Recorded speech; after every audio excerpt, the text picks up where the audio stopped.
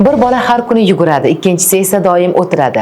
Farq faqat mushakda emas, miya va kayfiyatda ham seziladi. Tadqiqotlar Harvard Medical School shuni ko'rsatadiki, har kuni yuguradigan bolalarda diqqat darajasi, kayfiyat va o'quv faolligi 25-30% yuqori. Yurak-qon tomir va mushak skelet tizimi ham mustahkam bo'ladi. O'tiradigan bolalarda esa stress darajasi va charchoq sezilarli ko'tariladi. Masalan, bir bola ertalab 15-20 daqiqa yuguradi, o'yinlar o'ynaydi, maktabda diqqatni jamlaydi, energiyasi yuqori. Ikkinchi bola esa telefonda yoki televizor kuzatib o'tiradi, ertalabdan charchoq, maktabda esa diqqatini jamlay olmaydi. Kanada va Skandinaviya maktablarida Daily Run dasturi bo'yicha bolalar har kuni 15-20 daqiqa yuguradi. Tadqiqotlar shuni ko'rsatadiki, bu bolalarda motorik rivoj va diqqat 30% oshadi.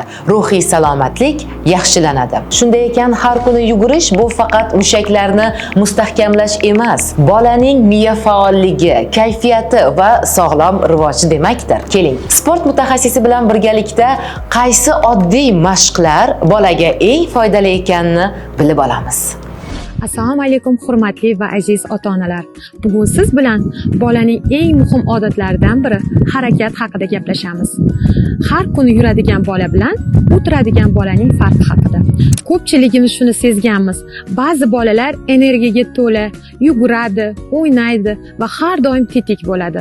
Boshqa bolalarda esa buning aksi.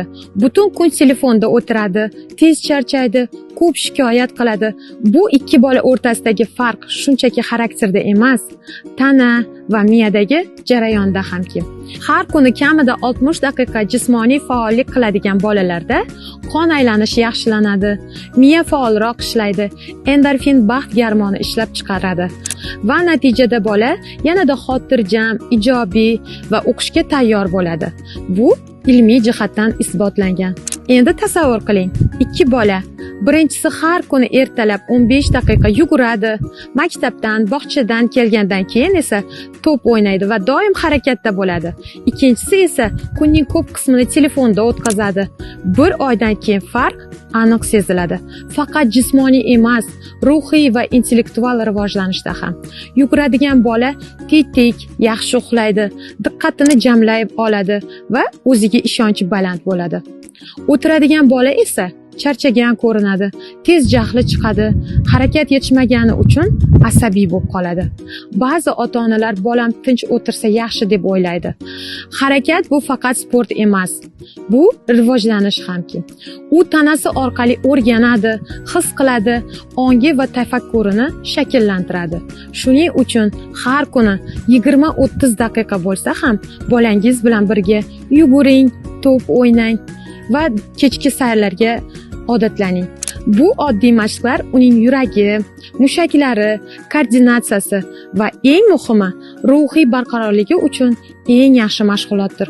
Unutmang, har kuni yuradigan bola sog'lom, baxtli, faol bola hisoblanadi. Harakatsiz bola esa charchagan, diqqatini yo'qotgan va asabiy bola bo'ladi. E'tiboringiz uchun rahmat, salomat bo'ling.